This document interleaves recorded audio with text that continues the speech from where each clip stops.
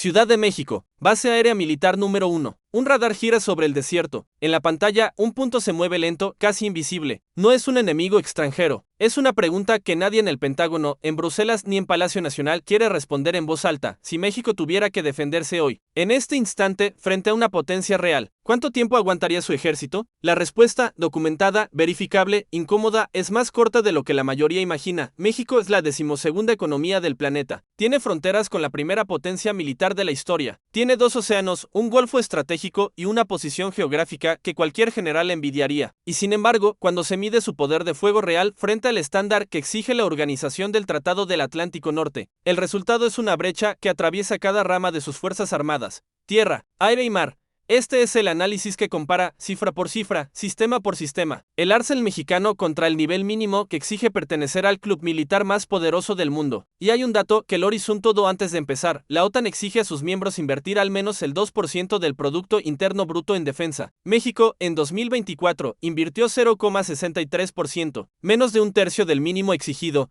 ¿Cómo llegó México a este punto? ¿Y qué significa realmente, en términos de tanques, aviones, buques y soldados, estar tan lejos del estándar internacional? Vamos a descomponerlo, pieza por pieza, el número que lo explica todo. Empecemos por el dinero. Porque en la guerra moderna, antes que las balas, lo que decide el resultado es el presupuesto. En 2024, la Secretaría de la Defensa Nacional recibió un incremento presupuestal histórico, 131% más que el año anterior. Suena a rearme masivo, suena a que México, por fin, está cerrando la brecha, pero cuando se traduce ese aumento a proporción del PIB, la cifra apenas alcanza el 0,63%. El gasto autorizado para ese año, $14.824 millones, compáralo con el estándar de la Alianza Atlántica. 2% del PIB, sin excepciones, sin descuentos. Es la línea roja que Washington ha exigido durante años a sus propios aliados europeos. Es la métrica que separa una potencia militar de un país que simplemente mantiene el orden interno. México, según el Instituto Internacional de Estudios para la Paz de Estocolmo, gastó en 2023 el 0,7% de su PIB en defensa. El promedio mundial ese mismo año fue del 0,5%. Es decir, México gasta ligeramente por encima del promedio global,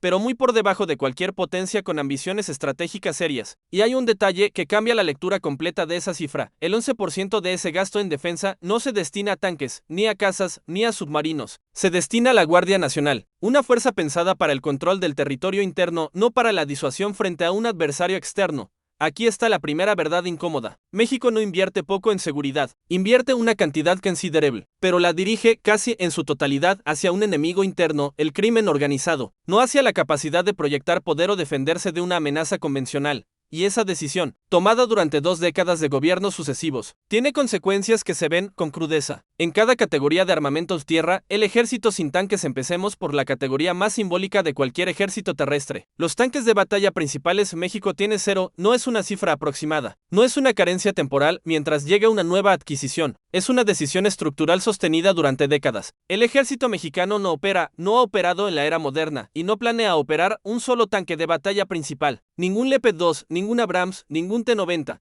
nada que se acerque al estándar de blindaje pesado que sostiene cualquier fuerza terrestre de la OTAN. En su lugar, México despliega una flota de vehículos blindados ligeros. El Denel 5 Toro, de fabricación nacional, armado con un cañón de 90 milímetros. El Denel Sexto 11 Caballo, con sistema de estabilización automatizado, bautizado Sarat Balam. El vehículo ERC-90, con 119 unidades en servicio, diseñado para reconocimiento y apoyo de fuego, no para el combate blindado sostenido. Sumando todas las categorías, el inventario de blindados mexicanos ronda los 420 vehículos, según registros de análisis de Defensa Regional. Una cifra que, comparada con las flotas de miles de vehículos de combate que mantienen potencias de la OTAN, revela la magnitud real de la distancia.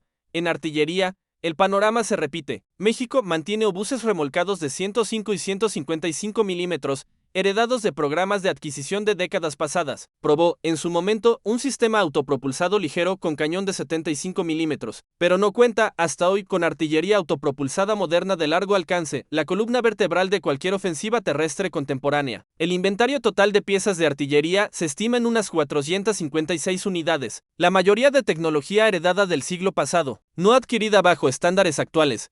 Y en defensa aérea de corto y medio alcance, México cuenta con misiles portátiles Sigla de origen postsoviético y sistemas antitanque Milan y RPG-29, pero no existe en ninguna parte del inventario mexicano un sistema de defensa aérea de medio o largo alcance, ningún Patriot, ningún SL-400, ningún NASAMS. si una aeronave hostil entrara al espacio aéreo mexicano a media o gran altitud. No existe una batería terrestre capaz de detenerla antes de que llegue a su objetivo, pero lo que vino después, cuando se analiza el armamento individual del soldado mexicano, es más interesante de lo que parece a primera vista. El fusil de asalto estándar es el FX-05 Yucuatl, diseñado y fabricado íntegramente en México por la Dirección General de Industria Militar. Es un desarrollo propio, no una licencia extranjera, y representa uno de los pocos ejemplos donde la industria de defensa mexicana ha logrado autosuficiencia real. Junto a él conviven fusiles heredados como el G3, el M16 y el M4, así como ametralladoras FN Minimi y Browning calibre 50 montadas en vehículos. En este nivel táctico, el más básico de la guerra, México sí alcanza estándares comparables a los de cualquier ejército de la OTAN.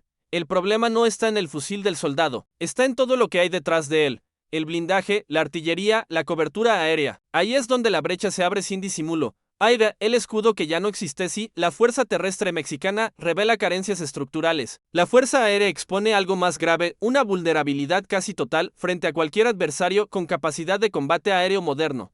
El dato es tan preciso como alarmante. Según el Ranking Global Firepower de 2025, la Fuerza Aérea Mexicana cuenta con exactamente 3 aviones de combate operativos, 3, ubicándose en el lugar 65 de 145 países evaluados en esta categoría. Se trata de los F-5 y YF del Escuadrón Aéreo 401, aeronaves diseñadas en la década de los años 60 y ya, en la práctica, al límite de su vida operativa útil. No hay F-16, no hay Eurofighter, no hay ningún caza de cuarta o quinta generación en el inventario mexicano. El escudo aéreo del país, hoy, en 2026, depende de aeronaves repotenciadas que tienen más de medio siglo de diseño original. Para comprender la magnitud de esta brecha, basta una comparación. Cualquier miembro estándar de la OTAN mantiene decenas, a veces cientos, de cazas de generación avanzada, con capacidad de superioridad aérea, ataque de precisión y guerra electrónica integrada. México mantiene 3 aviones cuya función principal, en la práctica, se limita al entrenamiento y a misiones de muy baja intensidad. El resto de la flota aérea mexicana se compone de aeronaves de entrenamiento y combate ligero, los Pileitas Pisil 7 y Pisil 9, y los nuevos T-6 Texan 2 que han mejorado la formación de pilotos pero no constituyen una fuerza de combate real frente a un adversario convencional. En transporte, México opera una flota moderada de aviones CEL 130, CEL 27J y CEL 295, suficiente para logística interna, insuficiente para proyección de poder a distancia. En helicópteros, la situación mejora sensiblemente. México mantiene alrededor de 117 a 200 unidades entre Black Hawk UH-60, 1017 y helicópteros Bell, con una flota que ha crecido en los últimos años gracias a adquisiciones específicas para operaciones contra el crimen organizado y control territorial. Es, sin duda, la rama más sólida de la aviación militar mexicana, pero un helicóptero de transporte o ataque ligero no sustituye a un caza de superioridad aérea. Cumple funciones distintas y ninguna de ellas resuelve el vacío que deja la ausencia de una flota de combate moderna. Sin embargo, nadie imaginaba lo que estaba por ocurrir en el terreno de la vigilancia no tripulada. Ahí, México ha dado un paso que pocos analistas anticipaban. El país opera drones Hermes 900, de origen israelí, con un alcance operativo declarado de más de 3.400 kilómetros y una autonomía de vuelo que supera las 30 horas continuas. Son plataformas de vigilancia estratégica, no de combate directo, pero representan una capacidad de inteligencia, vigilancia y reconocimiento que sitúa a México por delante de la mayoría de sus vecinos regionales en esta categoría específica. Es una paradoja reveladora, un país sin cazas modernos, pero con capacidad de vigilancia aérea de largo alcance comparable, en algunos aspectos, a la de fuerzas mucho mejor financiadas. Aún así, vigilar no es lo mismo que defender, y en ese punto, la Fuerza Aérea Mexicana, medida contra el estándar de la OTAN, no compite. Ni siquiera se acerca al mar, una marina grande, pero sin colmillos. El tercer frente es el mar. Y aquí la historia se vuelve más matizada, porque la Marina Armada de México es, en tamaño, una de las fuerzas navales más grandes de América Latina. El problema no es el número de buques, es su capacidad de combate real. México opera aproximadamente 268 embarcaciones en total, contando patrulleras, buques de apoyo y unidades de guardacostas, pero cuando se filtra esa cifra por capacidad de combate naval genuina, el número se reduce de forma drástica, apenas una fragata moderna equipada con misiles antibuque y antiaéreos. El resto de la flota está diseñado para interdicción marítima, patrullaje costero y operaciones contra el narcotráfico, no para el combate naval convencional frente a una potencia extranjera. México no tiene submarinos, 0 en la categoría de submarinos de ataque o disuasión, no tiene portaaviones ni tiene planes públicos de adquirirlos. La proyección de poder naval mexicano se limita, en la práctica, a sus 12 millas de mar territorial y a operaciones de vigilancia en su zona económica exclusiva. comparado con el estándar de la OTAN, donde incluso países medianos como España, Italia o Turquía mantienen fragatas de última generación, submarinos con capacidad de disuasión y en algunos casos portaaviones ligeros. La Marina mexicana ocupa un lugar muy distinto, el de una fuerza de seguridad marítima, no el de una armada de guerra en el sentido tradicional. Pero aquí conviene detenerse un momento y hacer una lectura menos alarmista. México no necesita, en su contexto geopolítico actual, una flota de submarinos nucleares ni portaaviones. Su doctrina no está diseñada para proyectar poder a miles de kilómetros. Está diseñada para el control interno, la vigilancia fronteriza y la cooperación con Estados Unidos en materia de seguridad regional. Medir esa doctrina exclusivamente con la vara de la OTAN es, en cierto sentido, comparar dos proyectos militares que persiguen objetivos distintos, y ese matiz, precisamente, es la clave para entender toda esta historia. La comparación que cambia la perspectiva hasta aquí, los números pintan un panorama duro. 0 tanques de batalla, 3 cazas operativos, 0 submarinos, un gasto militar que apenas alcanza un tercio del mínimo exigido por la OTAN. Si el criterio fuera exclusivamente ese, la conclusión sería simple: México está a años, quizá décadas, de alcanzar el nivel mundial que define la Alianza Atlántica. Pero hay una pregunta que ningún análisis honesto puede evitar: ¿es esa la métrica correcta para medir a México? La OTAN fue diseñada como una alianza de disuasión colectiva frente a una amenaza convencional específica, la Unión Soviética, primero y después Rusia. Sus miembros invierten en tanques, cazas de superioridad aérea y submarinos porque su doctrina contempla, en el peor escenario, una guerra territorial de gran escala en suelo europeo. México no enfrenta esa amenaza. No tiene un vecino con capacidad de invasión convencional que justifique mantener una flota de 1000 tanques o una fuerza de cazas de quinta generación. La amenaza real que enfrenta el Estado mexicano es interna y asimétrica. Organizaciones criminales con capacidad de fuego, control territorial en ciertas regiones, y una guerra de baja intensidad sostenida durante casi 2 décadas. Frente a esa amenaza, un tanque de batalla principal es prácticamente inútil. Un dron Hermes 900, un vehículo blindado ligero como el Sankat israelí, o un helicóptero Black Hawk equipado para operaciones especiales, son herramientas mucho más efectivas.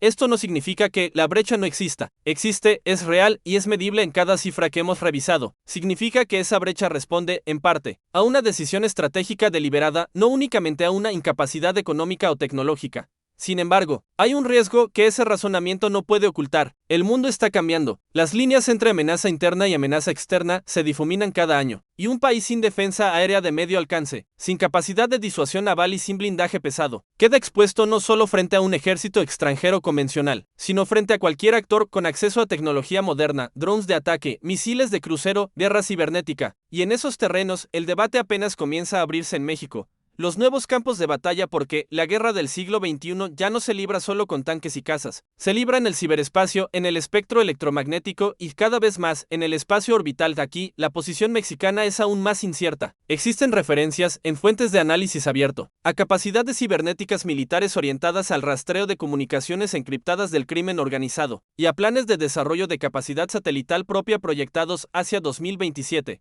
Pero comparado con el nivel de inversión que potencias como Estados Unidos, Reino Unido, Francia, destinan a comandos cibernéticos dedicados, la capacidad mexicana en este terreno sigue siendo, en el mejor de los casos, incipiente.